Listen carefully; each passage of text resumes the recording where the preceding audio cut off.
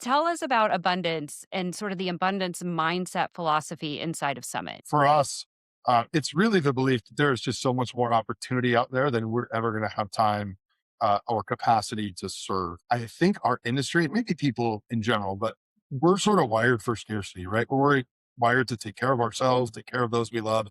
And it's pretty easy to fall into the trap of if somebody got this piece, then there's one less piece for someone else.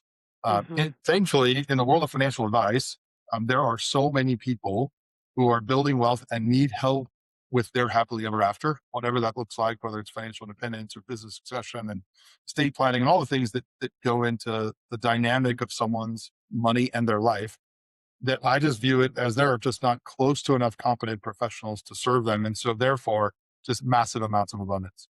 What, to the point earlier, that you can't create is an abundance of time. So if you want to be a really effective financial advisor, you want to serve at a really high level and you want to have impactful relationships with people, you're going to need to focus on them and they're going to need to feel that. Right. And I think the magic trick a little bit of the industry, if you're trying to build a sizable practice, is every client needs to feel like they're the only one. Every advisor needs to have enough systems so that they can survive and serve well. And if you're thinking that way, it's pretty easy to get into a scarcity mindset of, I need to really look out for myself. I need to make sure that I'm thinking about my next move. But abundance mindset is like, there's so much opportunity out there. I'm only going to work with those who fit well.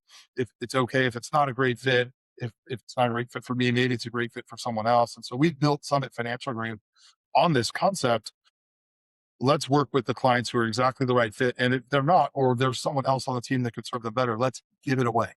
And I say give specifically because I think a lot of people in the industry with that scarcity mindset attach a value to every single client or prospective client relationship. And so they either want to sell those or get something in return for them. And we've done it at our firm. If somebody has an opportunity that comes to them and they really don't have the capacity to serve it at the level they want, we encourage them to give that to another advisor in the office. We do an internal split on the compensation of that client, but there's no connection after that. So any referrals that come from that, anything that gets built out of that relationship, regardless of size, is 100% to that next person that we gave it to.